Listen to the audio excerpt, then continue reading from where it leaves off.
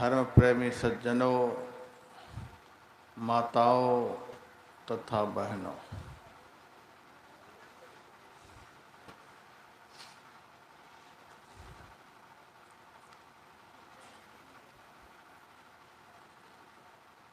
प्रतिवर्ष इस स्थान पर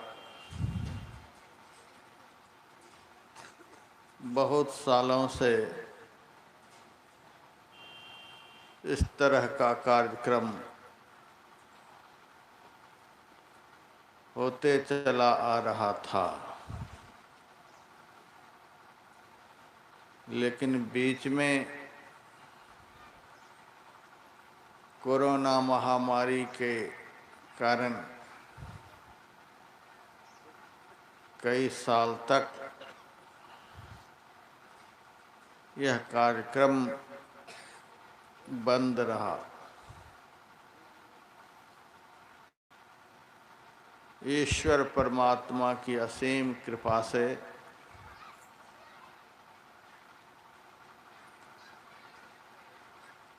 महामारी शांत हुई, वातावरण अनुकूल हुआ और फिर से जीवन का महत्वपूर्ण कार्यक्रम यहाँ आरंभ हुआ।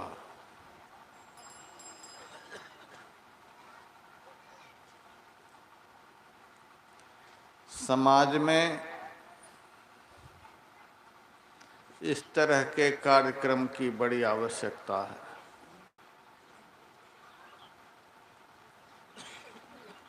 यदि इस तरह का धार्मिक कार्यक्रम बीच बीच में समाज के बीच नहीं होते रहेंगे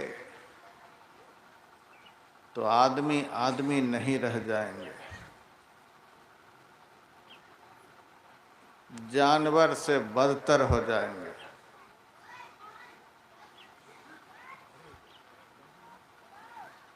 पहले के युगों में आदमी को राक्षस खा जाता था। राक्षस के डर के मारे आदमी भागे भागे फिरता था।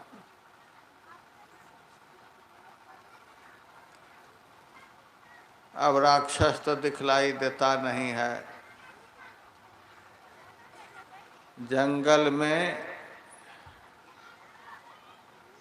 बाघ दिखलाई देता है, सिंह दिखलाई देता है, भालू दिखलाई देता है। इसके द्वारा आदमी के जीवन में संकट उपस्थित होता है।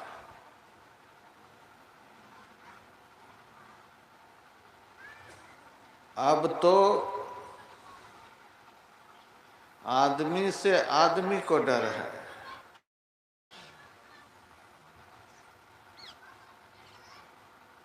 क्योंकि कहते हैं कलयुग बैठा मार कुंडली, जाऊं तो मैं कहाँ जाऊं, अब हर घर में रावण बैठा, इतने राम कहाँ से लाऊं। बाप के लिए बेटा रावण बन गया है, बेटा के लिए बाप कंस बन गए, भाई के लिए भाई दुर्योधन बन गया है, सास के लिए बहू शूर्पणखा बन गई है,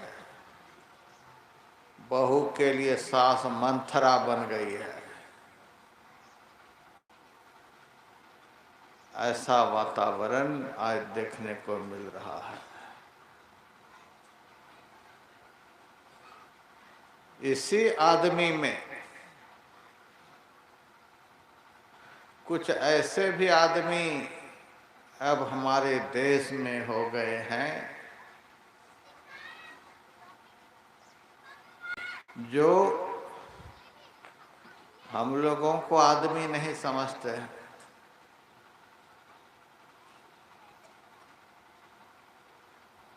पता नहीं क्या समझते हैं। देखना नहीं चाहते हैं, उस आदमी की भी संख्या बहुत तीव्र गति से बढ़ती जा रही है। जैसे त्रेता युग में, द्वापर युग में राक्षसों के भय से आदमी भागे भागे फिरते थे, ऐसे ही कुछ आदमी ऐसे भी इस देश में बढ़ते चले जा रहे हैं जो हम लोगों के लिए राक्षस से कम नहीं है।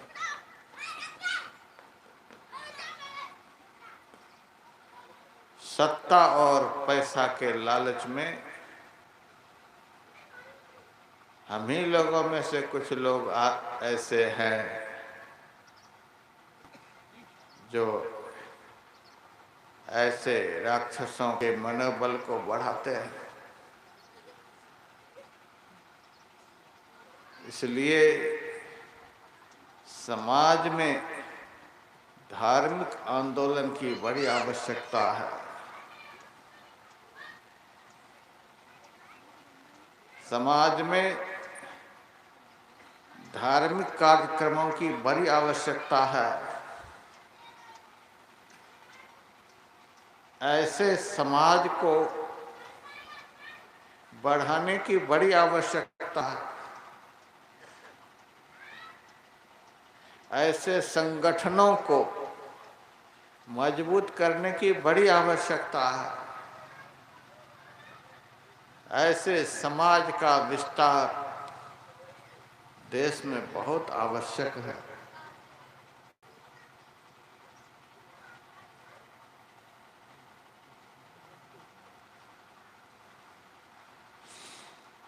मुझे बड़ी खुशी होती है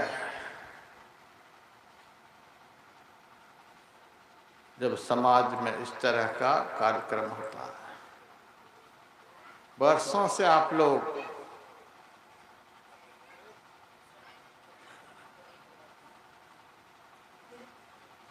मेरे उपदेशों को सुनते चले आ रहे हैं।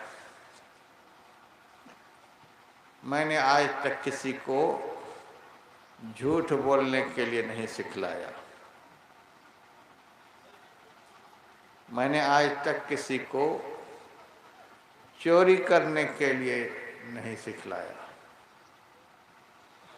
मैंने आज तक किसी को किसी भी प्रकार के नशाओं का सेवन करने के लिए नहीं सिखलाया। मैंने आज तक किसी को मन वचन कर्म से किसी को दुख देने के लिए नहीं सिखलाया। मैंने आज तक किसी को दूसरे की माँ बहनों को बुरी निगाहों से देखने के लिए नहीं सिखलाया। मैंने आज तक किसी को किसी की निंदा चुगली करने के लिए नहीं सिखलाया। मैंने आज तक किसी को किसी के घर में डाका डालने के लिए नहीं सिखलाया और न किसी की बेईमानी करने के लिए सिखलाया।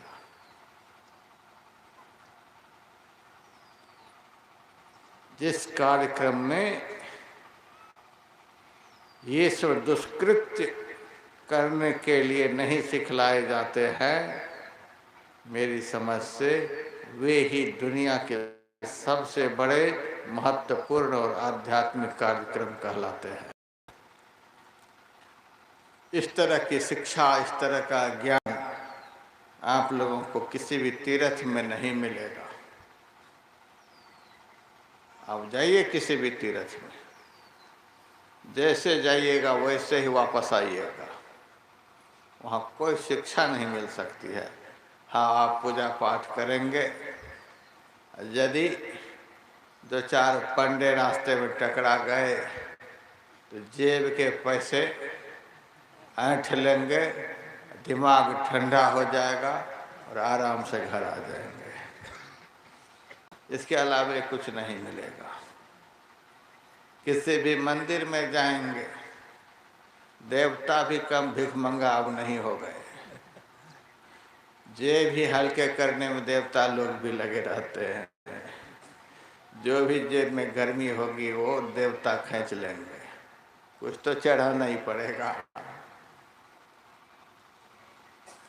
ज्ञान कुछ नहीं मिलेगा, कर्तव्य का बोध कहीं भी नहीं मिलेगा। क्या करना चाहिए क्या नहीं करना चाहिए, यह शिक्षा दुनिया में कहीं नहीं मिलेगी। इसीलिए संसार में सत्संग की बड़ी महिमा है।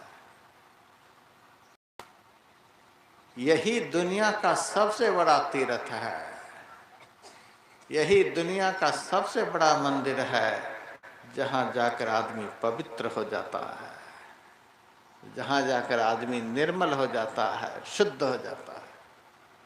अभी बताइए, आप लोगों से कोई पाप हो रहा है? लेकिन आजकल मंदिर में भी पाप होता है। इलाहाबाद में मुकदमे चल रहे हैं, अयोध्या जी में मुकदमे चल रहे हैं। किसके ऊपर? मंदिर के महंत के ऊपर। किस बात के मुकदमा? मंदिर के महंत मंदिर के कीमती देवता को देश में नहीं विदेश में जाकर बेच लिए। भगवान की पूजा करते करते भगवान तक को भी बेच लिए, भगवान को भी नहीं बख्शे। केस चल रहा है, अयोध्या के महंत पर केस चल रहा है। अब जो भगवान को बेच सकते हैं, वे समाज के साथ क्या करेंगे बताइए। मंदिर में भी पाप हो रहा है, लूट लेंगे आप लोगों को। मैं गया था बहुत साल पहले जगन्नाथपुर। मैं तो हर तीर्थ में शिविर लगाता हूँ, ध्यान का शिविर लगाता हूँ, और तीर्थ में शिविर लगाता हूँ असली तीर्थ का ज्ञान देने के लिए। ऐसा नहीं कि मैं समाज को पाखंडी बनाना चाहता हूँ, समाज को असली तीर्थ का ज्ञान देने।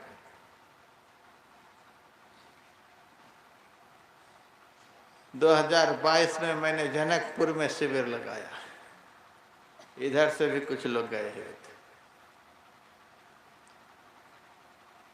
वहां रहने वाले लोग ऐसे ऐसे जो हमसे चाहते थे कि लूट लें, हमको लूटने के लिए तैयार। हमने जनकपुर में जाकर 40 लाख रुपए खर्च किए, शिविर लगाया। इतना हम लुटाने के लिए गए उस तीर्थ में, तो भी हमसे लूटने के लिए तैयार। हम तो भगवान से प्रार्थना करते थे, हे भगवान यह कार्यक्रम जल्दी से खत्म हो जाए कि मैं यहाँ से जाऊं। यह दुर्गति तीर्थ की है।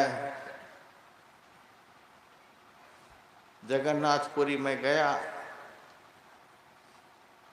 तो मंदिर जैसे ही पहुंचा कि 2-4 पंडे घेर लिए। महाराज आ जाओ मैं भगवान का दर्शन कराता हूँ। मैंने कहा तू हमको भगवान का दर्शन करा देगा? मैंने तो सिर पीट लिया। सारी दुनिया में भगवान के दर्शन की बात सुनाता हूँ, ये ठग हमको दर्शन कराएगा? महाराज मैं आपको दर्शन कराता हूँ। मैंने कहा ठीक है करा दो। मेरे साथ में 9 लोग और थे। मैंने कहा कराओ दर्शन। तब पंडों ने कहा आदमी पर 5,000 लगेंगे भगवान के दर्शन कराने का, आदमी पर 5,000 लगेंगे। मैंने कहा हमें तो उस भगवान का दर्शन चाहिए जो फ्री में दर्शन देते हैं। जिस भगवान ने माता सबरी को दर्शन दिया, पैसे लेकर दर्शन दिया। जिस भगवान ने गजराज को दर्शन दिया, जिस भगवान ने जटायु गिद्ध को दर्शन दिया, जिस भगवान ने गणिका अजामिल को दर्शन दिया, जिस भगवान ने महाविरक्त महापुरुष विदुर जी को दर्शन दिया, हमें तो उस भगवान का दर्शन चाहिए। अब तू 5,000 रुपये मेरे से लेगा, 10 आदमी में 50,000, हमारी जेब में पैसे भी नहीं के बराबर। मैंने कहा इतने पैसे लगाकर तो हम दर्शन नहीं करेंगे। कहा इतने पैसे नहीं है, कुछ कम कर देता हूं। भगवान के दर्शन कराने के लिए दुकानदारी शुरू हो गई, कुछ कम कर देता हूं। आदमी पर 4,000 दो। मैंने कहा इतने नहीं है, 3,000 दो, 2,000 दो, 1,000 दो। मैंने कहा इतने भी नहीं है। आखिर में आदमी पर 50 रुपए में दर्शन की बात तय हुई। 500 रुपए में 10 आदमी का।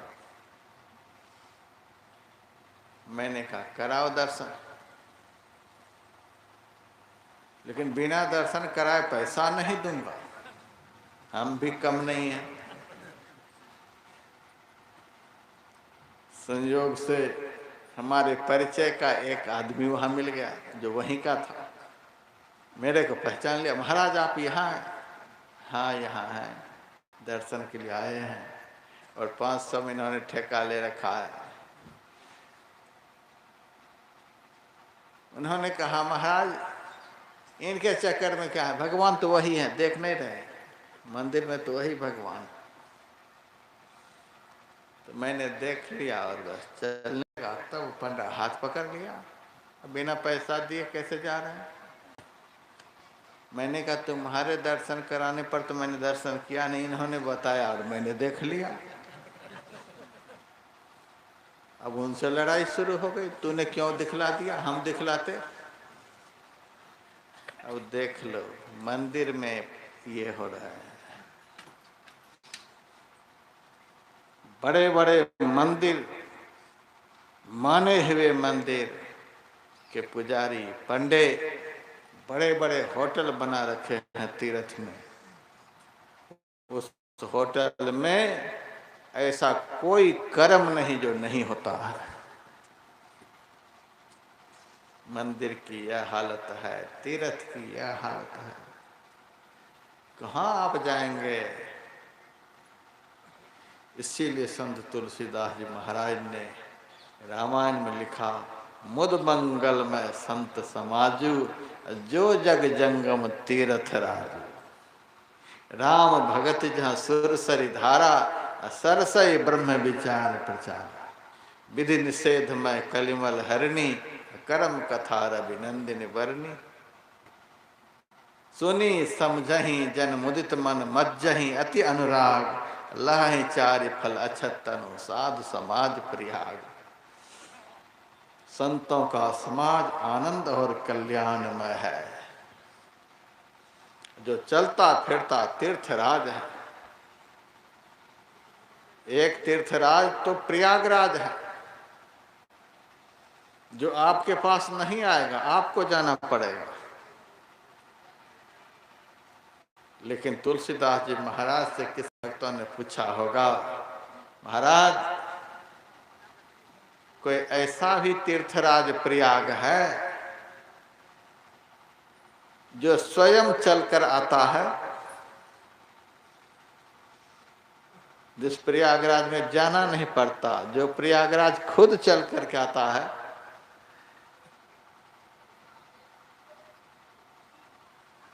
जो प्रयागराज खुद चलकर आएगा तो उस प्रयागराज में सब स्नान करेगा। जिनके पास पैसे नहीं है वह भी पहुंच जाएगा, बीमार आदमी भी पहुंच जाएगा, बुढ़ा भी पहुंच जाएगा। यहाँ देख रहे चारों तरफ छोटे छोटे बच्चे भी इधर उधर हैं, वे भी पहुंच गए, सब पहुंच गए। सबके लिए आसान, सब ही सुलभ, सब दिन सब देशा, सेवत सादर समन कलेसा। सब ही सुलभ, सबके लिए सुलभ। सब दिन, ऐसा नहीं कि माघ की पूर्णिमा में ही वह सुलभ है, सब दिन सुलभ, सब देश में सुलभ। और जिस तीर्थराज का सेवन करने से सारे दुख क्लेश नष्ट हो जाते हैं, शरीर के रहते अर्थ धर्म काम और मोक्ष ये सब फल प्राप्त होते हैं। महाराज बताओ वह तीर्थराज कौन सा है जो खुद चलकर समाज के बीच में जाता है? तो तुलसीदास जी महाराज ने रामायण में लिखा, मुद मंगलमय संत समाज, जो जग जंगम तीर्थराज, संतों का समाज ही चलता फिरता तीर्थराज है, जो खुद चल करके जाता है। खुद चल करके जाता है, इसका महत्व कम नहीं है। तीर्थी कुर्वन्ति तीर्थानि, नारद जी ने ऐसा लिखा है। संत रूपी तीर्थराज जो इलाहाबाद में तीर्थराज है, उसको भी पवित्र कर देता है। तीर्थ को भी पवित्र कर देने वाला तीर्थ, तीर्थराज को भी पवित्र कर देने वाला तीर्थराज, वह है संत समाज। नृसिंह भगवान ने प्रहलाद जी से कहा था, हे प्रहलाद, तुम्हारे जैसे भक्त जहां जहां जाते हैं वो स्थान कीकट क्यों न हो, महातीर्थ बन जाता है। कबीर साहब से भी कुछ भक्तों ने जाकर के पूछा, महाराज हम गरीब आदमी हैं,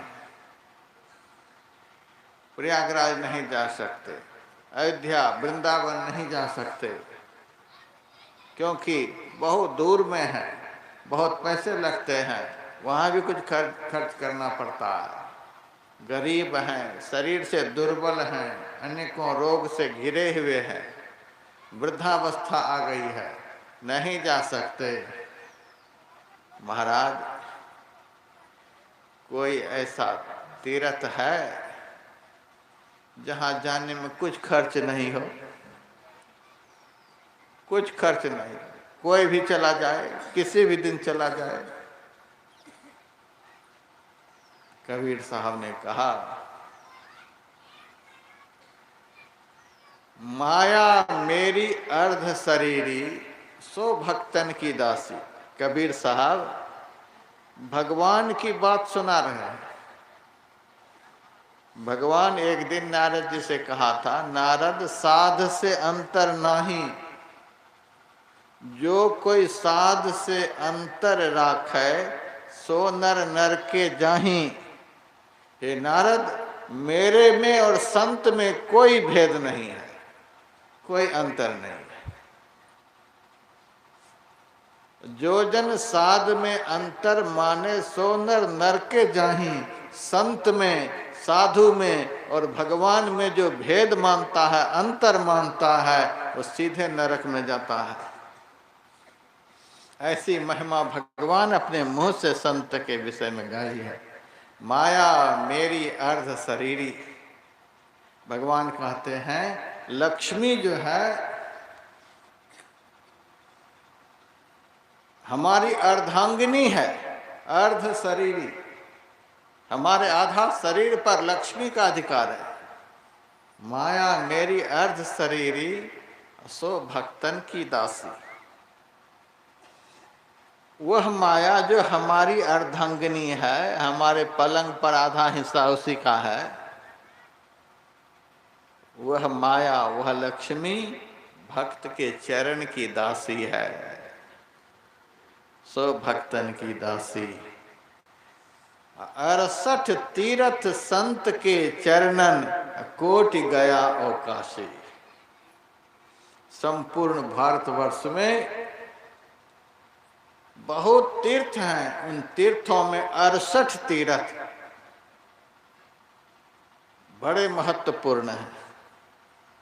कबीर साहब कहते हैं 68 तीर्थ संत के चरण में, संत के चरण में ये सारे तीर्थ हैं।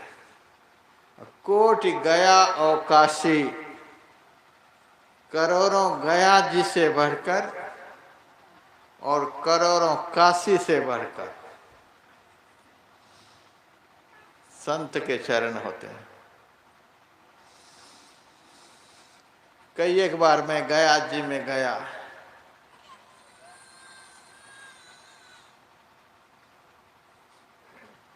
लेकिन किसी पंडों के हाथ नहीं लगा। गया निकल गया, गया निकल गया। उस स्थान का नाम ही गया। वहां ठहरोगे तो ठगा जाओगे। जहां तक लिखा हुआ होता है गो स्लो, धीरे से जाओ, लेकिन वहां धीरे से नहीं, फटाफट भागो। गया, जो वहां ठहर गया सो गया। इसीलिए हम नहीं ठहरते। लेकिन हमारे बहुत भगत हैं जो ठहरना चाहते हैं, तो मैंने अपने भक्तों के द्वारा एक आश्रम वहां भी बनवा रहा हूं, बिल्कुल फल्गु नदी के पास। खूब बढ़िया आश्रम बनना शुरू हो गया है। तो जा करके अपने आश्रम में ठहर कर सत्संग करे, वहां ठगाए नहीं जाकर के। हरिद्वार में मैंने आश्रम बनाया, आश्रम में जाकर सत्संग करे, ठगाए नहीं। इसीलिए तीर्थ तीर्थ में आश्रम बनाया, तीर्थ तीर्थ में ध्यान का शिविर लगाता हूं।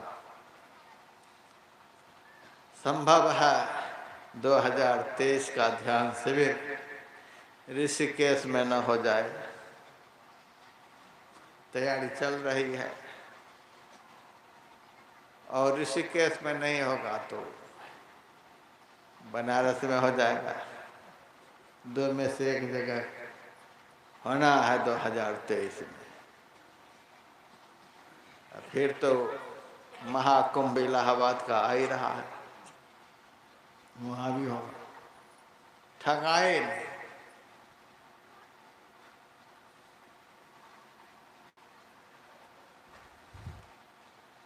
तो गया में गया, महाराज पिंडदान करवा लो, पिंडदान करवा लो। हम किसका पिंडदान करें बताओ? मैंने कहा हम किसका पिंडदान करें? हमारा विश्वास है हमारे बाप मरकर नरक में नहीं गए होंगे, और हमारा विश्वास है कि हमारे दादाजी भी मरकर नरक में नहीं गए होंगे, हमारी दादी जी भी नरक में नहीं गई होंगी। हमारा विश्वास है कि हमारी माँ भी नरक में नहीं जाएगी। कौन पाप कर रहे हैं जो हमारे पूर्वज नरक में चले जाएंगे?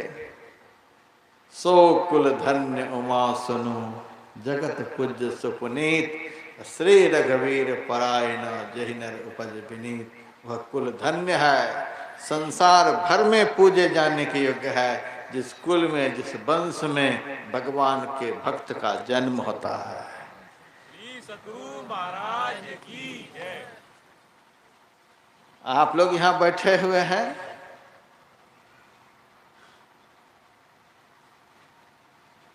आपके यहाँ बैठने से आपको क्या लाभ होगा?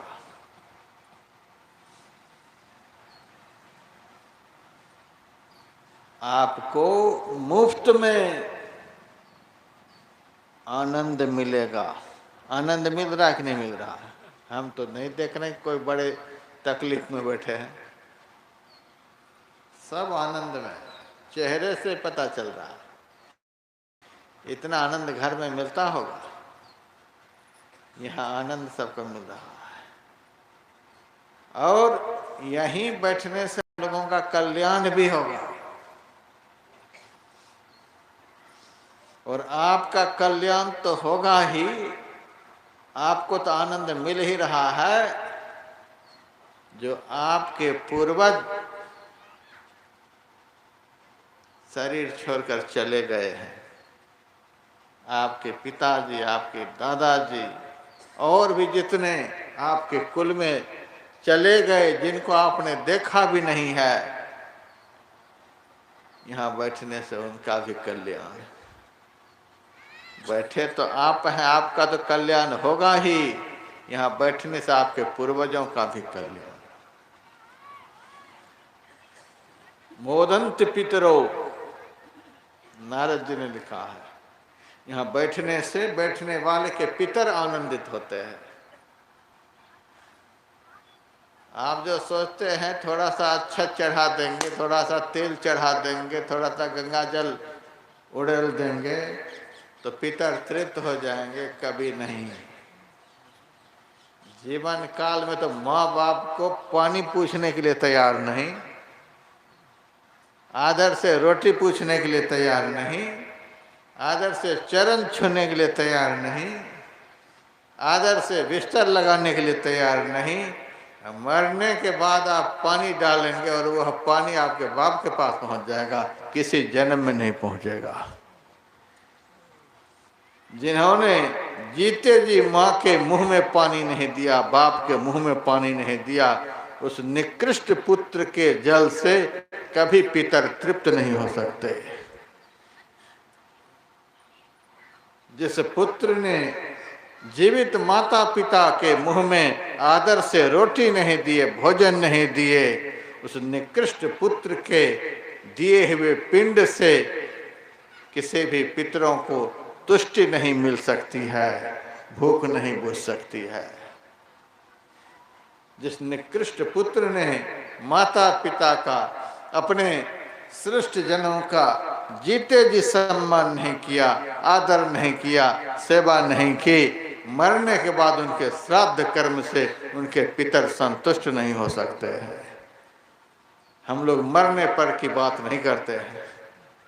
अबहु मिला सो तबहु मिलेगा, नहीं तो जमपुर बासा। जो अभी किए हैं वही आगे मिलेगा, जो आगे करेंगे उससे आगे मिलेगा।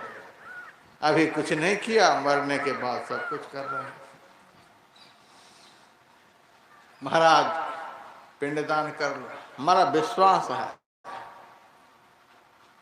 हमारे पूर्वज हमारे शुभ कर्म सत्कर्म से खुश हैं, दुखी नहीं है।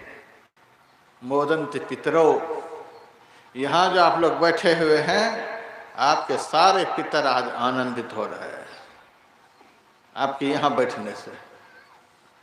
नृत्यंत देवता, स्वर्ग के देवता आज आप लोगों के यहाँ बैठने से खुशी के मारे नाच रहे हैं। सनाथा चायम भूर्भवती, और धरती माता आज आपको अपनी गोद में पाकर सनाथ हो रही है। कितनी बड़ी बात है। स्फोटयन्ति पितरो नृत्यन्ति च पितामहा, मदवंशे वैष्णवो जाता सौनस्त्राता भविष्यति। आपके पितरगण खुशी के मारे ताल ठोक रहे हैं। स्फोटयन्ति पितरो, और आपके दादे जी खुशी के मारे नाच रहे हैं। किस बात की खुशी है? मद वंश से वैष्णव जाता है, मेरे वंश में भक्त ने जन्म लिया, अब मेरा कल्याण हो गया। एक गया की बात करते हैं। कबीर साहब ने कहा, कोटि गया, करोड़ों गया से बढ़कर संत के चरण होते हैं। गुरु नानक देव जी महाराज भी गया गए हुए थे। पंडों ने घेर लिया उनको, ये तो किसको न घेर लें। गुरु नानक देव जी को घेर लिया, जिनके चरण में ही करोड़ों गया तीर्थ विराज थे, उस संत को पांडे ने घेर लिया। जिस चरण में सारे तीर्थ निवास करते हैं उस संत को ठगों ने घेर लिया। महाराज पिंडदान कराओ, पिंडदान कराओ। यहाँ का किया हुआ पिंडदान पितरों का कल्याण करने वाला होता है। गुरु नानक देव जी महाराज महासंत शिक्षा देने के ख्याल से उनके कमंडल में जो जल था वहीं पर गिराने लगे। अब पंडों ने कहा महाराज यह क्या कर रहे हो? गन्ना में पानी दे रहा हूँ।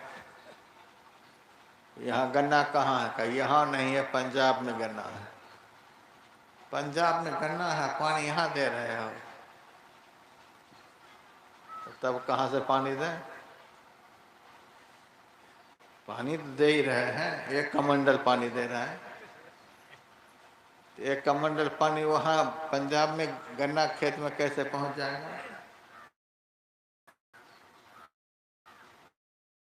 एक कमंडल में कम से कम 1.5 लीटर पानी होंगे। 1.5 लीटर पानी 1000 किलोमीटर नहीं जा सकता, और एक चम्मच पानी कैसे पितर के पास पहुँच जाएगा? दादा परदादा के पास कैसे पहुँच जाएगा? मूर्ख बनाता। अरे जल नहीं डालो, पिंडदान ही करा लो। तो जेब से कुछ चावल के दाने निकाले और छिड़कने लगे। क्या कर रहे हैं? पंजाब में हमारे भगत लोग हैं, उनको खाना खिला रहे हैं। भगत हैं पंजाब में, खाना यहाँ से खिला रहे हैं। और क्या? 1 किलो चावल है, मैं दे देता हूँ छिड़क कर, खाएंगे वहाँ पंजाब के भगत लोग। यहाँ छिड़कने से वहाँ के भगत का पेट कैसे भरेगा? हम मूर्ख 1 किलो चावल छिड़क रहे हैं तो वहाँ हमारे भक्तों का पेट नहीं भरेगा। तो एक मुट्ठी चावल के पिंड से हमारे बाप दादे का पेट कैसे भर जाएगा? कहाँ पितर लोग है, कहाँ मैं? मूर्ख बनाते हो दुनिया। सत्संग में नहीं जाएंगे तो आप लोगों को ज्ञान नहीं होगा। कोई भी आपको ठग लेगा। आप लोगों को कहीं जाने की जरूरत नहीं। सत्संग ही सबसे बड़ा तीर्थ है, सबसे बड़ा मंदिर है। यहीं जाने से जीव का कल्याण होता है। एक संत हुए मुक्तानंद जी महाराज, वे गए तीर्थराज प्रयाग। उनको भी पंडों ने घेर लिया। कहा महाराज संकल्प कराओ, यहाँ का किया हुआ संकल्प सिद्ध हो जाता है। ठीक है, कराओ संकल्प। हाथ में जल दिया, तेल दिया, कुश की अंगूठी पहना दिया और कहा मंत्र पढ़ो। पापो हम पाप कर्मा हम पापात्मा पाप संभवान। मुक्तानंद जी महाराज ने कहा मैं नहीं मंत्र पढ़ूंगा। कहा क्यों?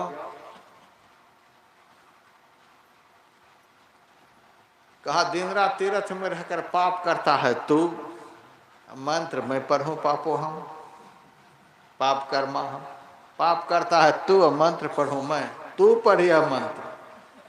मैं तो तीर्थ में आया हूँ पुण्य करने के लिए, इसीलिए मैं तो पढ़ूंगा। पुण्यो हम पुण्य कर्मा हम पुण्यात्मा पुण्य संभवान। हम तो पुण्यात्मा हैं जी, तू हमको पापात्मा बना रहा है। पापात्मा तो तू है, यहाँ भी रहकर पाप ही कर रहा है।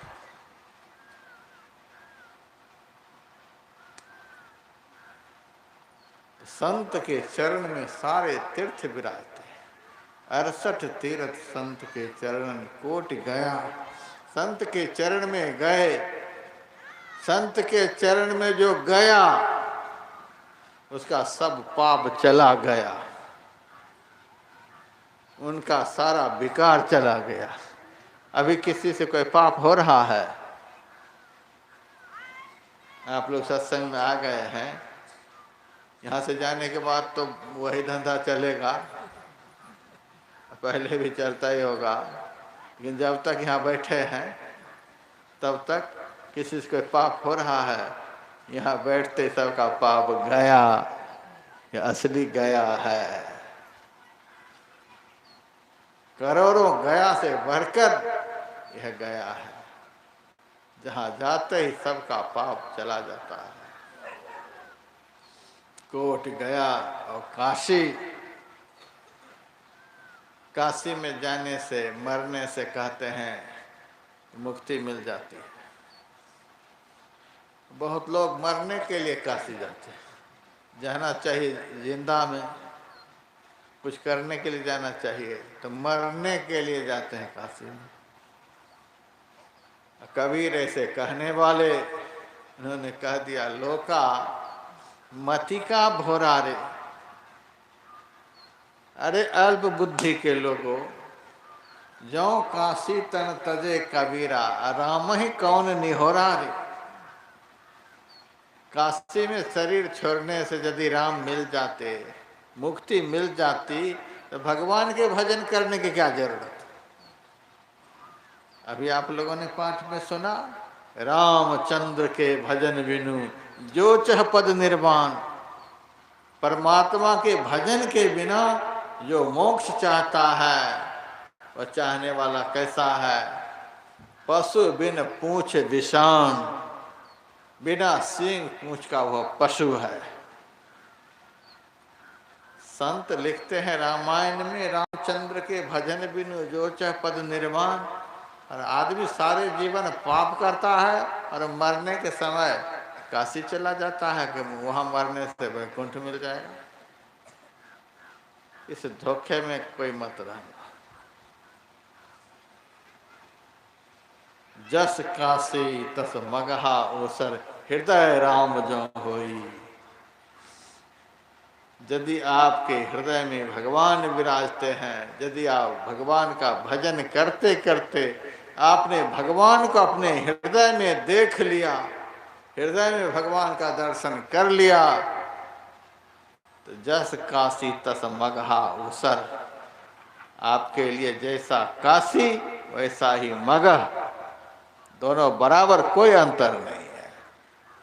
यदि भगवान का दर्शन नहीं हुआ तो कहीं भी शरीर पूरा हो जाएगा, तो कल्याण नहीं होगा। करोड़ों काशी से बढ़कर संत के चरण को बताया। हम तो काशी में रहे हैं। 1984 ईस्वी में हम पढ़ने के लिए काशी गए, लेकिन काशी के लोगों को देखकर मैंने पढ़ना छोड़ दिया, नहीं रहा, न पढ़ा। हम नहीं वहाँ के लोगों की निंदा करना चाहते हैं। अच्छे भी लोग सब जगह हैं, बुरे भी सब जगह हैं, सब तरह के लोग सब जगह हैं। ऐसा नहीं हम कहते कि वहाँ सब पापी ही बैठे हैं अड्डा जमा करके, और यह भी नहीं कह सकते कि सब वैकुंठ जाने वाले ही बैठे हैं। सब जगह पर सकल पदार्थ यही जग माही, सब तरह के लोग सब जगह रहते हैं, पापात्मा धर्मात्मा सब तरह के लोग। लेकिन हमको तो अधिक से अधिक टकराए ऐसे ही। एक बार तो हम बड़ी मुश्किल से बच गए। मैं जा रहा था अभय संन्यास आश्रम, वहाँ के महंत से बातचीत करके वहाँ रहने के ख्याल से, हमारे साथ में 3-4 और साधु थे। कबीर चौरा में उस समय रह रहा था, तो जा रहे थे और एक बड़ा ऐसा मंदिर दिखलाई दिया। मंदिर था नहीं, मंदिर की आकृति थी। गेट पर एक आदमी खड़ा था। मैंने पूछा अभय संन्यास आश्रम कहाँ है? कहा यही है। हम पढ़े नहीं, दिमाग खराब हो गया उसको देखते ही। गेट पर पढ़ लेता कि अभय संन्यास आश्रम लिखा हुआ है कि नहीं है। उनकी बात में तुरंत आ गया और अंदर चला गया, यही है, तो चला गया। दूसरे गेट पर पूछा कि महंत जी कहाँ हैं? ऊपर 3री मंजिल पर है, वहां भी चला गया। और वहां 4-5 गुंडे बैठ करके ताश खेल रहे थे। जैसे हमको देखा कि फटाफट उठ करके हमको पकड़ने के लिए दौड़ा। तो जान बचा करके हम नीचे उतरे, तब तक नीचे वाला गेट बंद कर दिया। अब तो हम सोचे कि फंसे, पता नहीं, गुरु महाराज से दीक्षित थे। हम कहे गुरु महाराज आज मिल गई मुक्ति, आज मुक्ति दिए बगैर ये लोग छोड़ेंगे नहीं। आए तो थे आपकी शरण में मुक्ति पाने के लिए, लेकिन ये ठगों के हाथ से आज मुक्ति मिलेगी, अब आप बचाओ। इतनी ताकत हमारी लात में गुरु महाराज ने दी, ऐसी जोर से लात मार दी दरवाजे में कि दरवाजा दो तरफ हो गया और मैं फटाफट बाहर निकल गया। लेकिन दो तीन जो हमारे साथी थे वे फंस गए। लेकिन एक भी यदि निकल जाए तो बहुत फंसे हुए को निकाल सकते हैं, यह भी बात है। इस संसार रूपी पंख से यदि एक भी महापुरुष निकल गए तो संसार में फंसे हुए लाखों करोड़ों को निकाल सकते हैं। मैंने उस दिन अनुभव किया, मैं तो निकल गया। अब जिस पुलिस से कहूं कि ऐसी घटना घटी है, हमारे 3 साथी फंस गए हैं, क्या यहाँ तो यही होता है? हमारी कम उम्र थी, एक भी पुलिस सुनने के लिए तैयार नहीं, क्योंकि उसी की साझेदारी से सब कर्म होता है देश में। आज जो कुछ भी हो रहा है उन्हीं की साझेदारी से। यही उत्तर प्रदेश 6-7 साल पहले भी था, यही उत्तर प्रदेश अभी भी है, यही पुलिस उस समय भी, यही पुलिस इस समय भी। कुछ अंतर है कि नहीं है? बहुत अंतर है, क्योंकि ऊपर में जो बैठा हुआ है कुछ और ढंग का बैठा हुआ है। यही आदमी देखिए 7 साल पहले क्या करता था, कुछ नहीं सुनता था। यही आदमी आज सब कुछ सुनता है, क्योंकि ऊपर में ठोकने वाला बैठा हुआ है। ऊपर वाला यदि ठीक नहीं हो तो ये सब जो नीचे वाले हैं यही समाज को परेशान करते हैं। ऊपर वाला ठीक नहीं हो तो ये जो नीचे वाले वर्दीधारी हैं, ये सारे वर्दीधारी समाज का सर्वनाश करने के लिए बैठे हैं। सरकार से भी चूस रहे हैं और समाज से भी चूस रहे हैं। ये वर्दीधारी दोनों से चूस रहे हैं। हाँ, मैं नहीं कह सकता कि वर्दी में भी सब ऐसे ही है, सब में बढ़िया है, वर्दीधारी में भी बढ़िया है, जिसके कारण सुशासन चलता है। नहीं तो सब घटिया हो जाएंगे तो काम नहीं चलेगा। जड़ चेतन गुण दोष में विश्व की नहीं करतार, जड़ चेतन गुण दोष के सम्मिश्रण से संसार चलता है। वर्दी में भी बहुत बढ़िया भी है और वर्दी में भी अब क्या कहा जाए, सब तरह का है। कुछ अंतर है, जिससे भी मैं पूछता था कि देखो हमारे 3-4 साथी पहुंच गए, फंस गए हैं, कोई उपाय करो। कोई नहीं सपोर्ट करता था। लेकिन उन महंतों को पता चल गया कि एक जब निकल गया है तो यह होलिया तो सब जगह पहुंचा ही देगा। तो मैं अभय संन्यास आश्रम चला गया, पूछते पूछते सोचा कि वहीं से कुछ महात्मा को लाऊंगा। लेकिन जैसे मैं वहां पहुंचा तो देखा कि पीछे पीछे ये तीनों भी आ गए। मेरे से कहा, महाराज आप यदि नहीं निकले होते तो आज सबकी जान चली जाती। यह है काशी।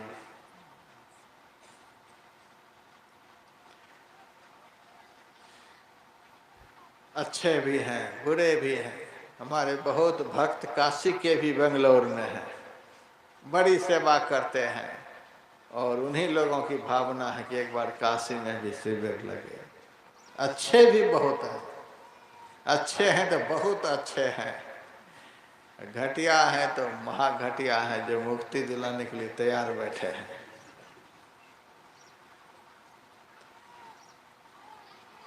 असली काशी जो है संत का चरण है। संत के चरण में जो चले गए वे अब डूबेंगे नहीं। वे मिटते मिटते मिट गए।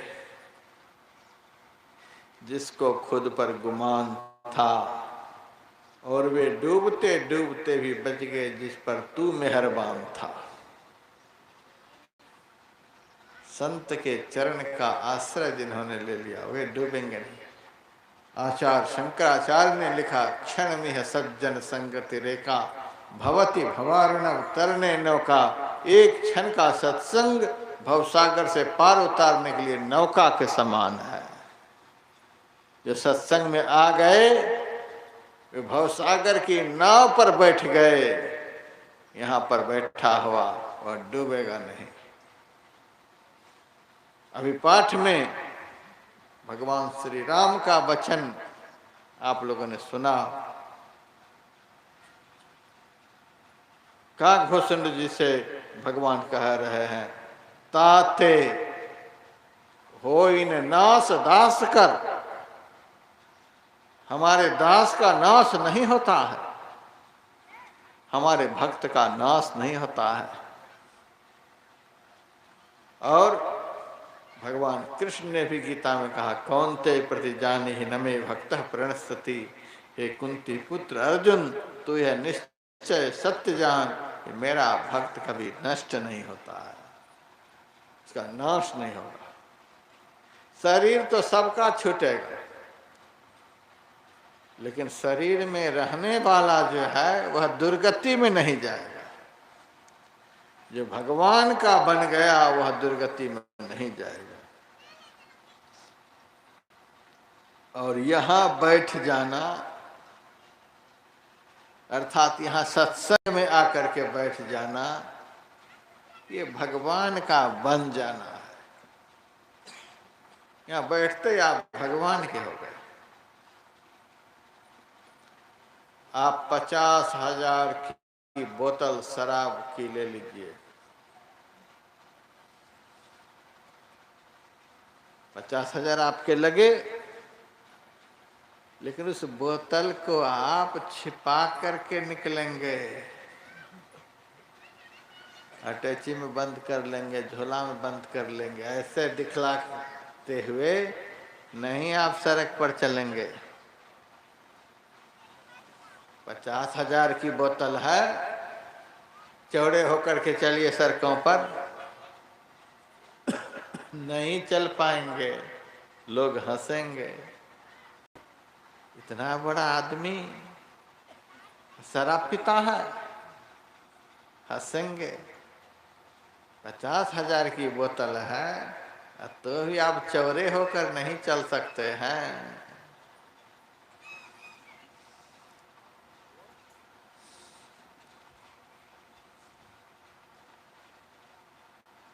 मैंने बड़े बड़े एयरपोर्ट पर देखा है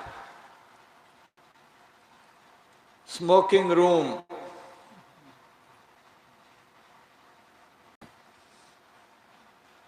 जिस रूम में बैठ करके आप सिगरेट पी सकते हैं, तंबाकू पी सकते हैं, और भी बहुत कुछ पी सकते हैं, लेकिन वो बहुत बंद जैसा होता है, खुला नहीं होता। एयरपोर्ट के अंदर आप खुले में कोई भी नशा नहीं कर सकते, हथकड़ी लग जाएगी। फ्लाइट के अंदर जो फ्लाइट कर्मी दल होते हैं कह देते हैं, फ्लाइट के अंदर शराब पीना, सिगरेट पीना दंडनीय अपराध है। मना है सो नहीं कहते हैं, दंडनीय अपराध है। यदि कोई पी लेगा तो उनको दंड दिया जाएगा। बड़े बड़े लोग होते हैं, पीने वाले होते हैं, किसी को तो खड़ा होकर कहना चाहिए कि हम अपने पैसे से पीते हैं, पिएंगे। यदि बढ़िया चीज है तो आप उधर खड़ा होकर क्यों नहीं बोलते हैं कि क्यों नहीं पीना चाहिए? मना है सो नहीं, दंडनीय अपराध है। आप बोल नहीं सकते हैं, आप स्वीकार करते हैं अच्छी चीज नहीं है, और वहीं पर हमारे साथ में एक महात्मा गए थे। 98 साल की उम्र थी महात्मा की, थे बड़े तगड़े महात्मा। हमारे बगल में वो बैठे हैं, तो उस महात्मा के पास फ्लाइट के कर्मी दल आए और कहा, महाराज आप क्या लेंगे? महात्मा ने कहा, दूध पिलाओगे? हाँ पिला देंगे।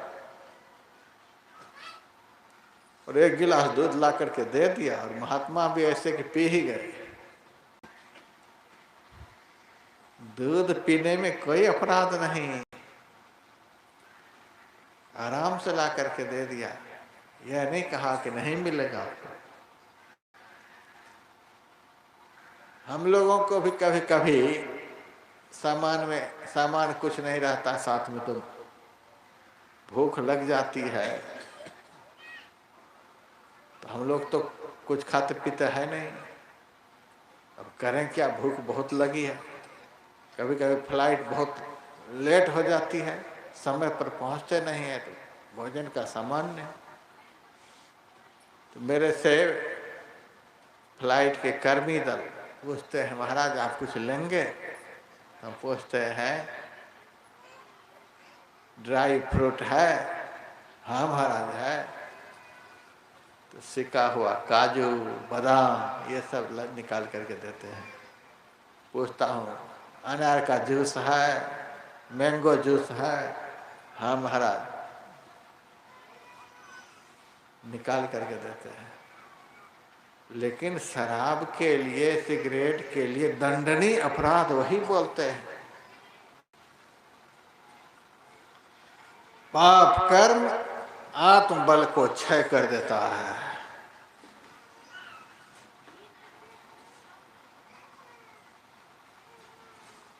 थोड़े दूर ले जा करके रुलाओ बच्चे को।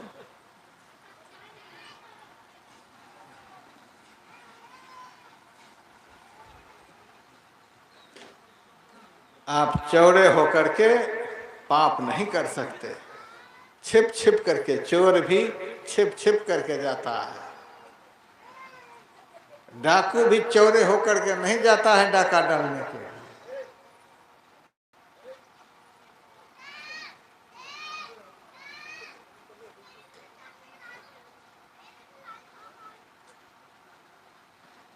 छिप छिप करके। और आप लोग यहां से जाएंगे, कोई पूछेंगे कहाँ से आ रहे हैं, बोलने में डर भी लगेगा। सत्संग में गया था, बहुत बड़ा पाप करके आ रहा हूं, किसी को डर लगेगा बताने में? आप चौड़े होकर के यहाँ से जाएंगे, खुश होकर के यहाँ से जाएंगे, बताने में भी खुशी होगी। यह भी एक जगह है।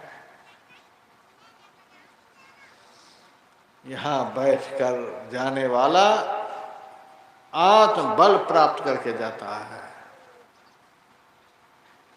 और यह आत्म बल प्राप्त होता है किनसे? संत से, भगवंत से, और कहीं से आत्मबल प्राप्त नहीं होगा। पाप से लड़ने की ताकत यहाँ बैठने वाले को होती है।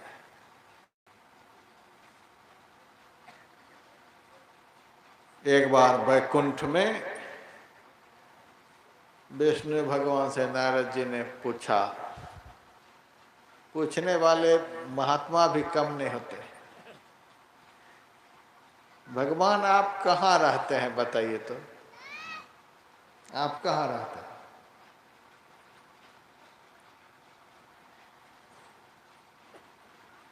भगवान विष्णु ने कहा, नाहम बसामि वैकुंठे। नारद जी,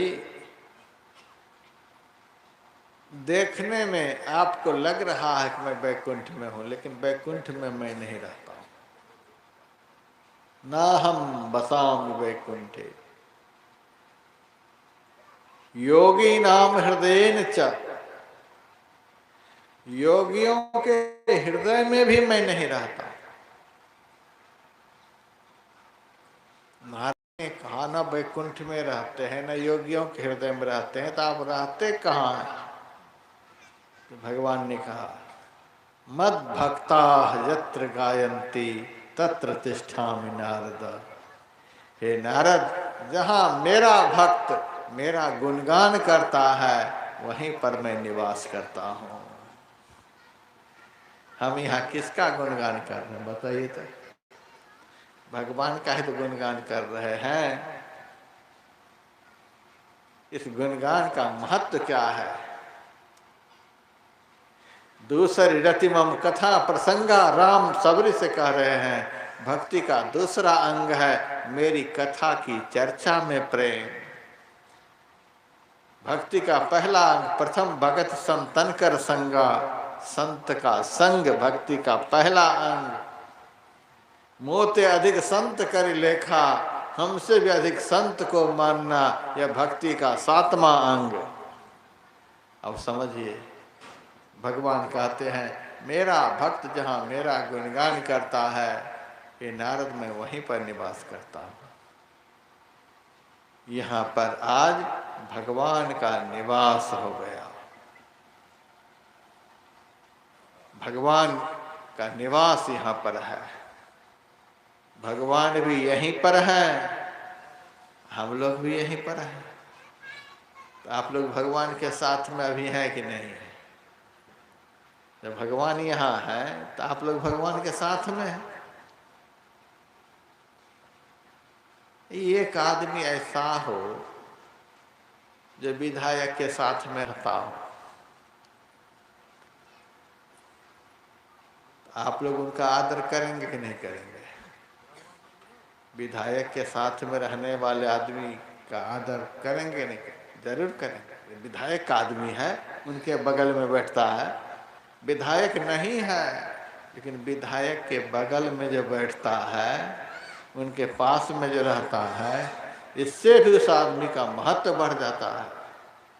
लोग समझते हैं कि साधारण आदमी नहीं, विधायक के पास में बैठना उठना है। यदि कोई सांसद का आदमी हो, यदि कोई मुख्यमंत्री के आसपास बैठे, मुख्यमंत्री का आदमी हो, उनके बगल में उठना बैठना हो, तब वह आदमी अपने को कितना बड़ा समझेगा। मुख्यमंत्री नहीं है, उनके पास में बैठना उठना है, इतने से ही वह बड़ा आदमी होता है। प्रधानमंत्री के बगल में जो बैठेगा वह कितना बड़ा आदमी माना जाएगा। तो बड़े आदमी के पास में बैठने वाला स्वतः बड़ा बन जाता है। घटिया आदमी के बगल में कोई बैठ जाए, बड़ा आदमी भी घटिया बन जाएगा कि नहीं बन जाएगा? प्रधानमंत्री किसी जुआ खेलने वाले के बगल में आकर बैठ जाए तो उसके प्रति आदर का भाव रहेगा आपके दिल में? कैसा प्रधानमंत्री जुआरी के बगल में बैठा है, शराबी के बगल में बैठा है। बड़ा आदमी भी यदि छोटा के बगल में बैठ जाए तो छोटा नहीं भी है तो भी छोटा बन जाएगा। और छोटा आदमी भी यदि बड़ा के बगल में जाकर बैठ जाए तो बड़ा नहीं भी है तो भी बड़ा बन जाएगा। यही तो संग की महिमा है। गुर संगति गुर होय, लघु संगति लघु नाम। चार पदार्थ में गिने नरक द्वार हो काम। बड़े की संगति से बड़ा बन जाता है, छोटे की संगति से आदमी छोटा बन जाता है। आजकल आप लोग कम पैसे रहने पर भी अपने बच्चे को बड़ा स्कूल में पढ़ाने का प्रयास करते हैं। उतनी स्थिति आपकी नहीं है तो वो भी चाहते हैं कि मेरा बच्चा बड़ा स्कूल में पढ़े। किस लिए बड़ा स्कूल में पढ़ाना चाहते हैं? बड़ा स्कूल में पढ़ेगा तो मेरा बच्चा पढ़कर बड़ा बनेगा। घटिया स्कूल में नाम लिखा दीजिए, कोसते रहेंगे। अरे जहाँ का टीचर ही बैठकर दिन भर तंबाकू खाते रहता है, वहाँ का बच्चा क्या एसएसपी बनेगा? बड़ा स्कूल में लोग बड़ा बनाने के लिए बच्चे को पढ़ाता है। घटिया स्कूल में पढ़ने वाला घटिया बन जाएगा। अभी जो आप लोग यहाँ बैठे हैं यह भी एक स्कूल ही है। हमारे गुरुदेव फारसी में कभी कभी बोलते थे, एक प्रकार से मकतबे कबीर है। अंग्रेजी में यूनिवर्सिटी, हिंदी में विश्वविद्यालय, और फारसी में मकतबे कबीर, जहाँ विश्व की भाषा की पढ़ाई होती है। बहुत विस्तृत विद्या का स्थल विश्वविद्यालय। यह भी एक विद्यालय ही है, लेकिन इस विद्यालय का पढ़ा हुआ जो बच्चा होगा महान बनेगा। मैंने पहले बताया कि हम इतने साल से यहाँ आ रहे हैं, कोई गलत काम करने के लिए नहीं सिखलाया। कितना मैंने सुनाया शुरू में, न झूठ बोलने के लिए, न चोरी करने के लिए, नशा सेवन करने के लिए, न हिंसा करने के लिए, न चुगली करने के लिए, न निंदा करने के लिए, न बेईमानी करने के लिए। कोई गलत काम नहीं सिखलाते हैं। ऐसी बात दुनिया के किसी विद्यालय में कोई सिखलाते हैं? मैं तो देखता हूं आज के विद्यालयों की, विश्वविद्यालयों की हालत। कौन किसका हाथ पकड़कर चला जाएगा पता नहीं है, भरोसा नहीं है।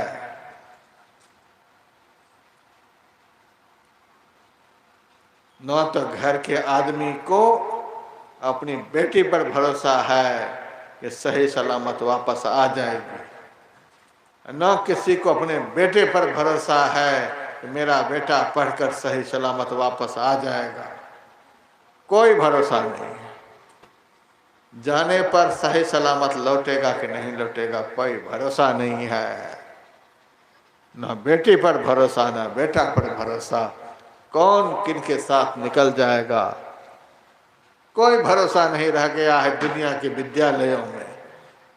लेकिन इस सत्संग रूपी विश्वविद्यालय में जो आ जाएगा उस पर सबको भरोसा कि वहां से सही सलामत लौटेगा। इस विश्वविद्यालय में आने वाला सही सलामत लौटेगा। चोर बन करके नहीं निकलेगा यहाँ से, डाकू बन करके नहीं निकलेगा यहाँ से, शराबी बनकर कोई नहीं निकलेगा यहाँ से, व्यभिचारी बनकर नहीं निकलेगा यहाँ से, ठग बेईमान बनकर नहीं निकलेगा यहाँ से। यहाँ से जब भी निकलेगा तो सच्चा इंसान बन करके निकलेगा, सच्चा आदमी बन करके निकलेगा। इसीलिए भगवान श्री कृष्ण ने अर्जुन से कहा, राज विद्या राज गुह्यम पवित्रमिदमुत्तमं प्रत्यक्षावगमं धर्म्यं सुसुखं कर्तुमव्ययम्। राज विद्या, यहाँ राजाओं की विद्या सिखलाई जाती है।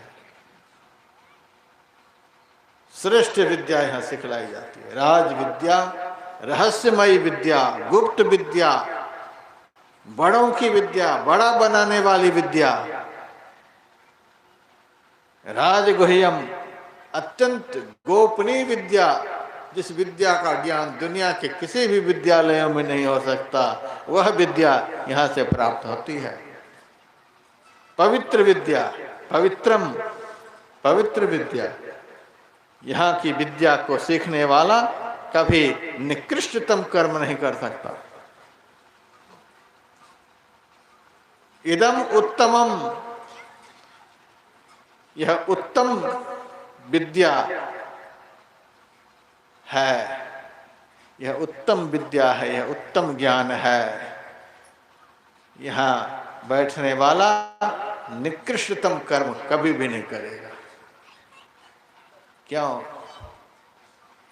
इस विद्यालय के जो मालिक हैं चोर नहीं है।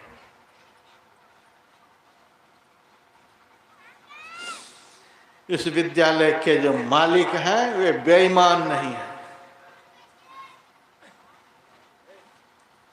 इस विद्यालय के जो मालिक हैं वे नीच नहीं हैं। इस विद्यालय के मालिक कौन है? परमात्मा। आप लोगों से कोई पूछेगा कहाँ गए थे तो क्या कहेंगे? सत्संग में गए थे। सत्संग का क्या मतलब होता है? सत का संग। सत क्या है? ब्रह्म सत्यम जगन मिथ्या, ब्रह्म सत्य है। ब्रह्म ही सत्य है, बाकी सब झूठा है। ब्रह्म, ईश्वर, परमात्मा, भगवान इस विद्यालय के संस्थापक परमात्मा है। परमात्मा से भी पवित्र कोई हो सकते हैं, परमात्मा से भी बढ़कर कोई हो सकते हैं। इस विद्यालय के मालिक सबसे बढ़कर हैं। इस विद्यालय के मालिक सबसे पवित्र हैं। इस विद्यालय के मालिक अज विज्ञान रूप बलधामा, सबसे बड़े बलवान हैं, सबसे बड़े गुणवान हैं, सबसे बड़े धनवान हैं, सबसे बड़े विद्वान हैं, सबसे बड़े ज्ञानवान हैं। सबसे बढ़कर हैं इस विद्यालय के मालिक परमात्मा। इस विद्यालय के मालिक परमात्मा है। और दुनिया में जितने भी विद्यालय हैं उस विद्यालय के मालिक कभी कभी विद्यालय में जाते हैं, सब दिन नहीं। हमने पंजाब में एक विद्यालय बनवाया, समझिए कि 1 साल होने वाला है, नहीं गए। हमने विद्यालय बनवाया, हमको वहाँ रहना चाहिए था, नहीं रहने के कारण गड़बड़ी होती है। मालिक जिस विद्यालय में प्रेजेंट नहीं हो उस विद्यालय में गड़बड़ी होगी। तो हम नहीं रह पाते हैं, साल में 1-2 दिन के लिए जाते हैं। 1 या 2 अप्रैल को मेरा वहाँ जाना होगा। इसी तरह से बहुत विद्यालय बनाने वाले हैं, सब दिन नहीं रहते हैं। लेकिन परमात्मा ऐसे हैं जो सत्संग रूपी विश्वविद्यालय में 24 घंटे रहते हैं। मद भक्ता यत्र गायन्ति तत्र तिष्ठामि नारद। मैं यहाँ पर निवास करता हूँ, भगवान का यहाँ निवास। इस विद्यालय से भगवान को बड़ा प्रेम है। इस विद्यालय के मालिक परमात्मा है।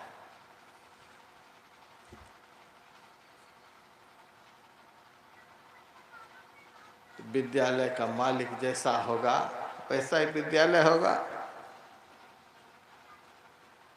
और इस विद्यालय में जो अपना एडमिशन करवा लेता है, बहुत लोग तो ऐसे आ गए हैं फिर चले जाएंगे। हमारे रामनिवास पांडे जी बहुतों को जाकर कहे हैं, और भी इस गांव के लोग जा जा करके कहे हैं कि आ जाना, विद्यालय खुलने वाला है, आ जाना। 2 दिन तक के ही विद्यालय चलेगा, आ जाना। तो बहुत लोग तो आ गए हैं विद्यालय देखने के लिए। कुछ लोग सुन भी रहे हैं, सुन करके चले जाएंगे। लेकिन बहुत लोग एडमिशन भी करवाए, जो विद्यालय में गए, पढ़ लिए, लेक्चरर के लेक्चर को सुन लिए, घर चले गए। तो जिस दिन परीक्षा की तिथि आएगी, उस दिन परीक्षा देने के लिए परीक्षा भवन में उनको बैठने दिया जाएगा। पढ़ा था, सुना था, लेकिन एडमिशन तो नहीं करवाया।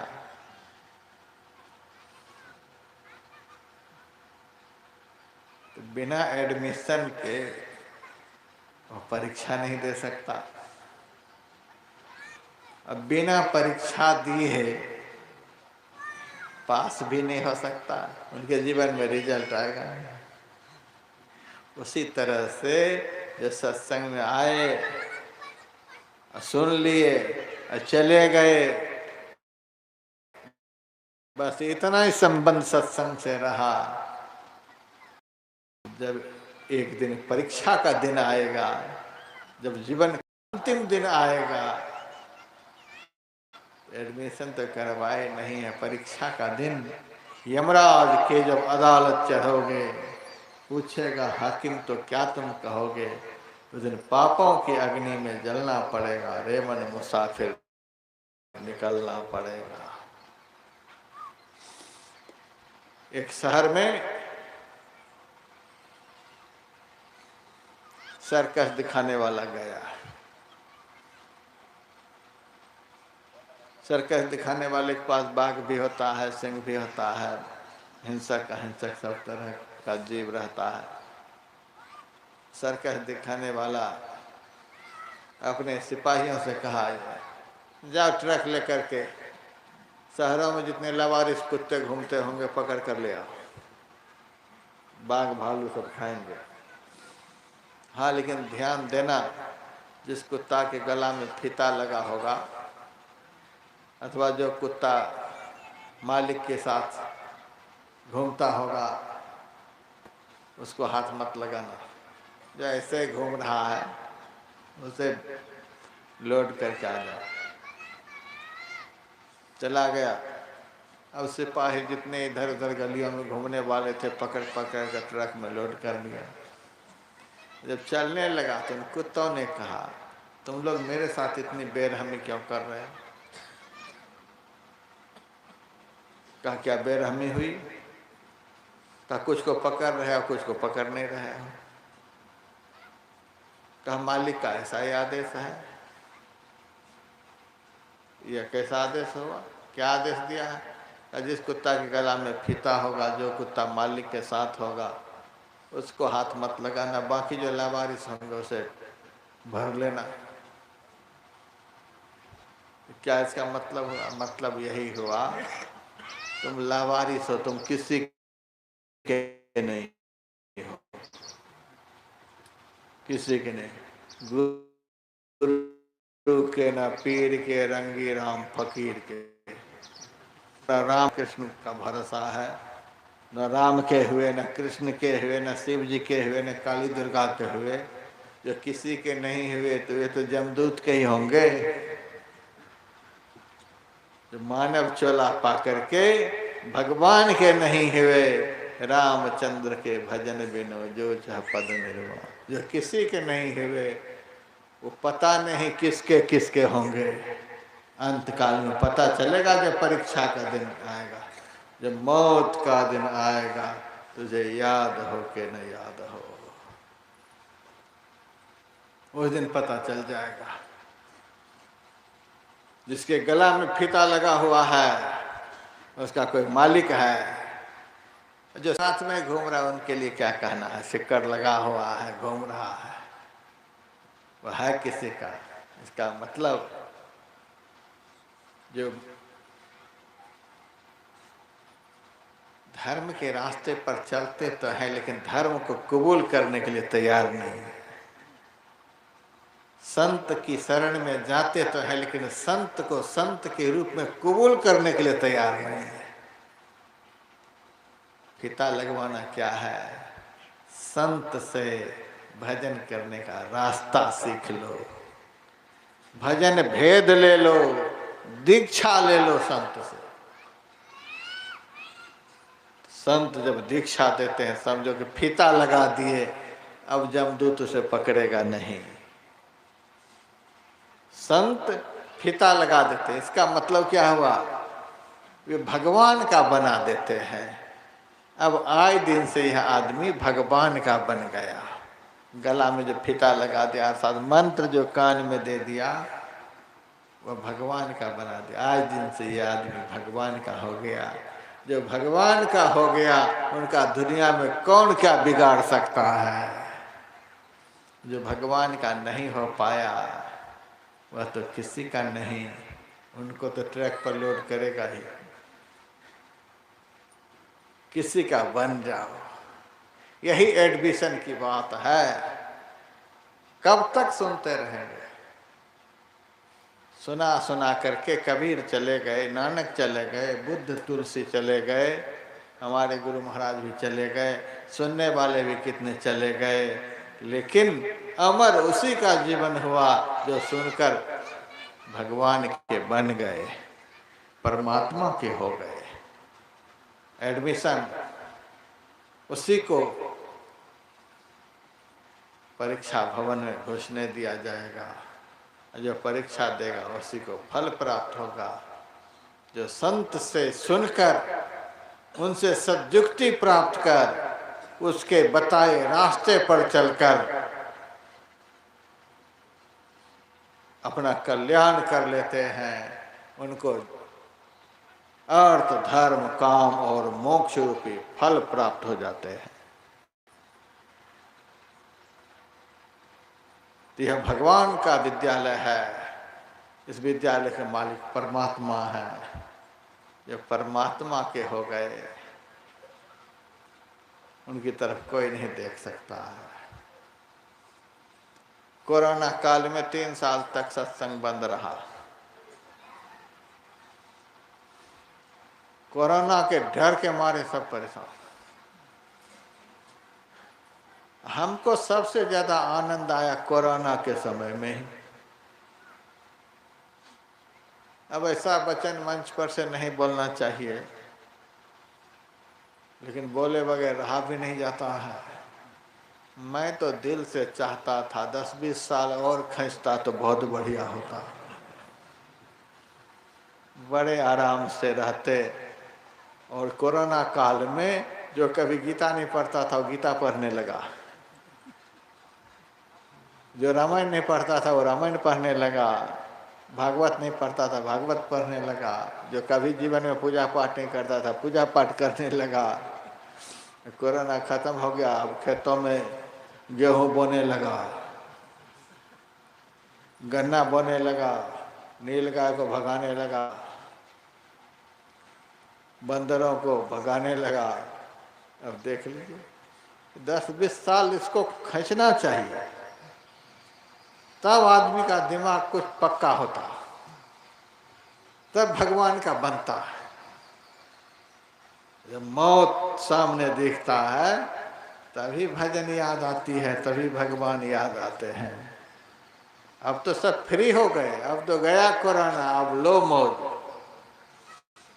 तो बीच बीच में जो यह बीमारी भगवान पैदा करते हैं, बहुत मौज लिए हो, अब लो। मौज लेने वाले को ऐसी बीमारी लगाए।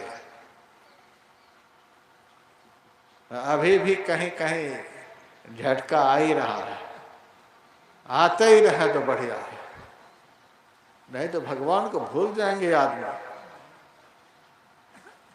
भगवान को भूलने में तो कोई देर नहीं। बाप को भूलते नहीं, भाई को भूलते नहीं, चोर डकैत को कोई भूलते नहीं, अब भगवान को भूल जाते हैं।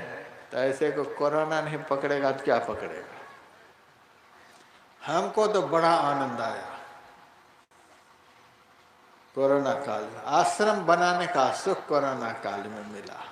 6 महीने तक देहरादून से कहीं नहीं गए। अब 6 महीने से कभी नहीं गए। अब नहीं जा पाए। आश्रम बनाने का आनंद तो कोरोना काल में था। और अभी भी हम चाहते हैं कि अब आदमी का दर्शन नहीं हो। दर्शन हो तो अब थोड़ा बहुत भगवान का दर्शन हो जाए। आदमी का दर्शन तो अब आफत है। कि महा कोरोना ये आदमी ही है। भैंस को कोरोना पकड़ा, गधा को, सुअर को, बैल को, सांप को, ये सबको कोरोना पकड़ा। ये सारे आफत जो लगते हैं इसी आदमी को, क्योंकि सारे पाप अब यही कर रहे हैं। सांप तो अपने स्वभाव के बस किसी को डस रहा है।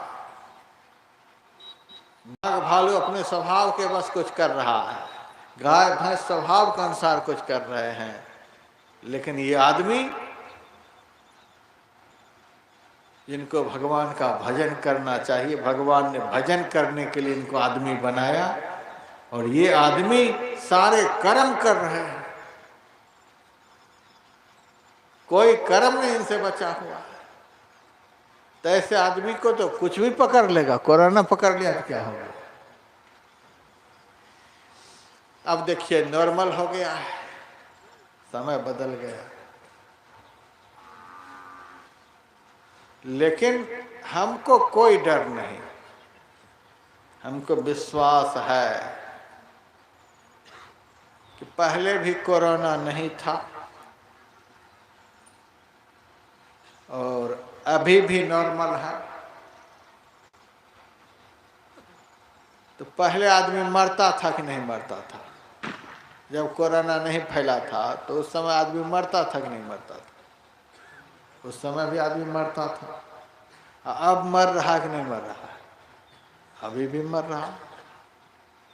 अब कौन सा कोरोना सबको मार रहा है? अब जो लोग मर रहे हैं किस कोरोना के कारण? पहले जो लोग मरते थे वह किस कोरोना के कारण? उसको मारने वाला कौन था? उसको मारने वाला काल था, काल। अभी भी जो मर रहे हैं काल के अधीन ही मर रहे हैं। पहले भी काल, अभी भी काल। कोरोना खत्म हो गया। कोरोना को किसने खत्म किया? काल ने। पहले भी काल सबको खा रहा था। सुरनर मुनि जोगी जति सबे काल बस होय। आगे भी सबे काल बस होय। और कोरोना को भी काल ने खत्म कर दिया। कोरोना का समय खत्म हो गया तो काल खत्म कर दिया उसको भी। तो सबसे बढ़कर कौन है? काल। काल के सामने कोरोना कुछ भी नहीं। और जब महाप्रलय होता है तो देश काल खत्म हो जाता है। सबे काल बस होय, मौत कालहु कर होती। काल भी एक दिन खत्म हो जाता है। तो काल को खत्म करने वाला कौन काल है? उसी को कहते हैं पार ब्रह्म भगवान, मरे नहीं अविगत ज्योति परमात्मा। सिख धर्म में परमात्मा को अकाल मूर्त कहते हैं, अकाल पुरुष कहते हैं। तो काल से बढ़कर कोई नहीं। और काल को भी निगल जाने वाले परमात्मा, परमात्मा से बढ़कर कोई नहीं। यह विद्यालय किसका है? परमात्मा का। इस विद्यालय में जो दाखिल हो गए, दाखिला करा लिए, एडमिशन करा लिए, इस विद्यालय से जिन्होंने अपना संबंध जोड़ लिया तो वे परमात्मा के हो गए, जो काल को भी खा जाने वाले। जो परमात्मा के हो गए उनका दुनिया में कौन क्या बिगाड़ सकता है? उसका कोई नहीं बिगाड़ सकता है। तो यदि आप लोग सुरक्षित जीवन जीना चाहते हैं, सुखी जीवन जीना चाहते हैं, आनंदमय जीवन जीना चाहते हैं, कल्याणमय जीवन जीना चाहते हैं, जीवन का वास्तविक आनंद लेना चाहते हैं, इस तीर्थराज प्रयाग का सेवन करते रहें, इस विद्यालय का सेवन करते रहें, इस सत्संग का सहारा लेकर के रहें। इसकी बड़ी आवश्यकता है, नहीं तो आदमी आदमी नहीं रह जाएंगे। जो दिन भर झूठ बोलेंगे उन पर घर के लोगों का भी भरोसा रहेगा? ऐसा झूठा आदमी दिन भर झूठ ही बोलता है। चोरी करने वाले से घर के लोग भी खुश रहेंगे? कब क्या निकाल करके चला जाए। नशा पीने वाले से घर के लोग भी परेशान, दूसरे को दुख देने वाले से घर के लोग भी परेशान, दूसरे को बुरी निगाहों से देखने से घर के लोग भी परेशान, निंदा चुगली दूसरे की करने से घर के लोग भी परेशान। यही दिन भर बैठकर करते रहता है। अच्छा काम जो नहीं करते हैं उनसे घर के लोग भी परेशान, अच्छा काम जो नहीं करते हैं उससे खुद भी रहते हैं परेशान, और जो अच्छा काम करेंगे उनसे घर के लोग भी खुश रहेंगे। अच्छा काम जो करेंगे वे खुद खुश रहेंगे, अच्छा काम जो करेंगे उससे समाज के लोग खुश रहेंगे, अच्छा काम जो करेंगे उनसे भगवान भी खुश हो जाएंगे। हम लोग यहाँ सबको अच्छा काम करने के लिए सिखलाते हैं, अच्छा रास्ते पर चलने के लिए सिखलाते हैं। इसीलिए इस अच्छा काम को सबको करना चाहिए। इस अच्छे रास्ते पर सबको चलना चाहिए। जिस तरह से आज मैंने आप लोगों को सिखलाया उसी तरह से कल भी कुछ देर आप लोगों को सिखलाया जाएगा। ठीक समय पर आइएगा। आज तो सिखला करके यहीं रहूंगा। जिनको थोड़ा कसर रह जाए या बीच में कुछ पूछना भी हो तो कुटिया बनी हुई है, यहीं रहूंगा, खाऊंगा भी और रहूंगा भी। तो यहाँ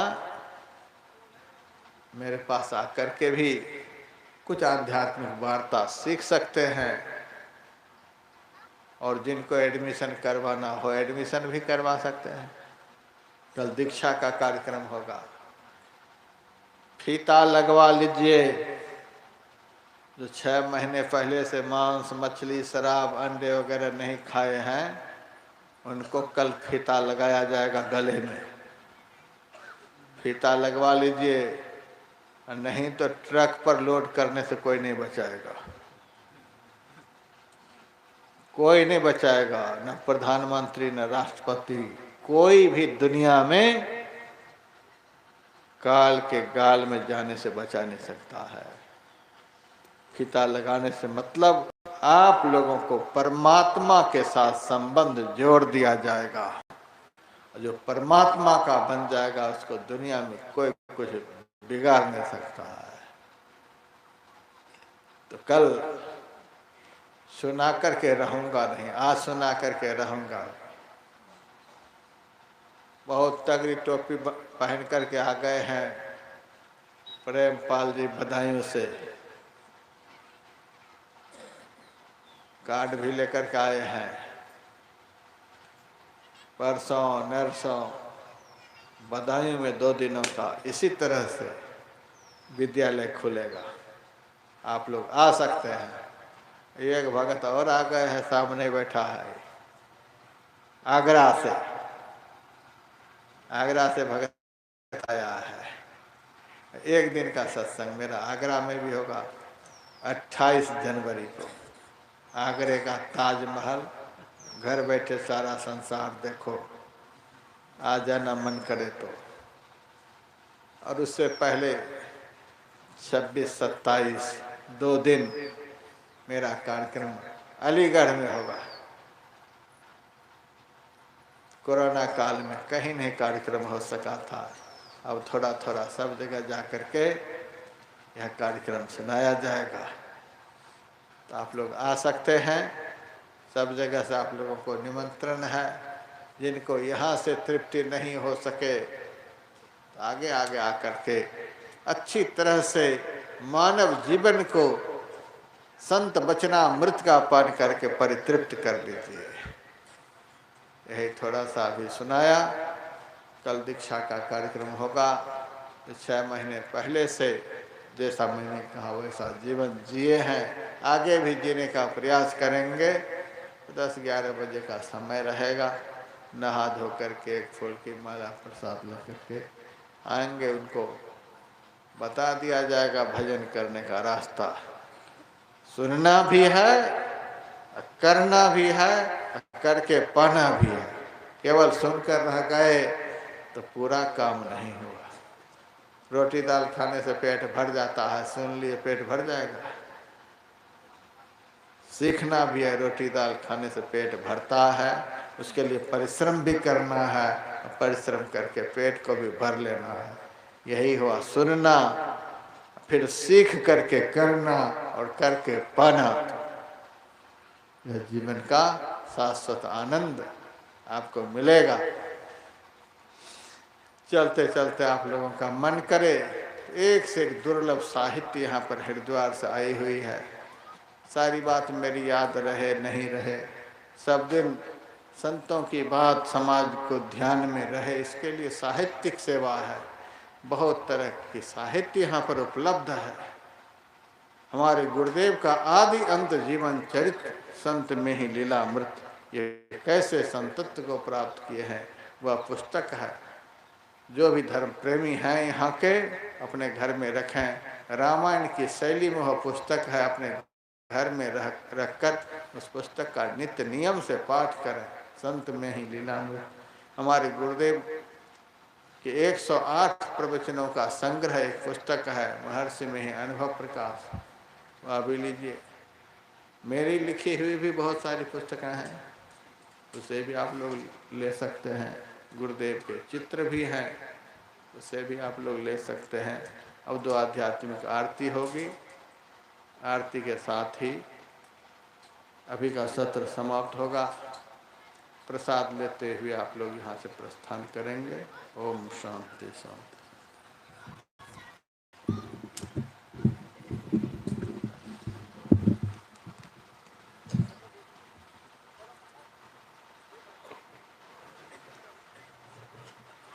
आरती संग सतगुरु के की जय, अंतर ज्योत होत लख लीजय। 5 तत्व तन अग्नि जराई, दीपक चास प्रकाश करी जय। गगन थाल रवि शशि फल फूला, मूल कपूर कलश धर दी जय। अक्षत नभ तारे मुक्ता हल, ओह पमाल ही हार गुही जय। सेत पान मिष्टान मिठाई, चंदन धूप दीप सब चीजय। झलक झांझ मन मीन मजीरा, मधुर मधुर धुनि मृदंग सुनी जय। सर्व सुगंध उड़ी चली आकाशा, मधुकर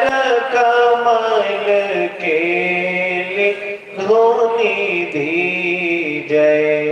निर्मल ज्योत जरत घट माही, देखत दृष्टि दोष सब छीजय। अधर धार अमृत बही आवे, सतमत द्वार अमर रस भीजय। पी होय सूरत मत वाली, चढ़ी चढ़ी उमगी अमीरस रीझय। कोट भान छवि तेज उजाली, अलख पार लखी लाग लगी जय। छिन छिन सूरत अधर पर राखै, गुरु प्रसाद अगम रस पीजय। दमकत कड़क कड़क गुरु धामा, उलटी अलल तुलसी तन तीजय। आरती तन मंदिर में की जय। दृष्टि युगल कर सन्मुख दीजय। चमके बिंदु सुमति, उज्ज्वल ब्रह्म ज्योति अनुपम लख लीजय। जगमग जगमग रूप ब्रह्मांडा, निरखी ज्योति तज दीजय। शब्द सूरत अभ्यास सरल तर, करी करी सार शब्द गही लीजय। ऐसी जुगति काया गण त्यागी, भव भ्रम भेद सकल मल छीजय। भव खंडन आरती निर्मल, करी में अमृत रस पीजय। आरती तन मंदिर में की जय। दृष्टि युगल कर सन्मुख जय। बोलिए प्रेम से श्री सद्गुरु महाराज की जय। सब संतन की जय। सत्संग महात्म्य की जय। वैदिक धर्म की जय। जय गुरु महाराज, जय गुरु महाराज, जय गुरु महाराज। श्री सद्गुरु महाराज की जय।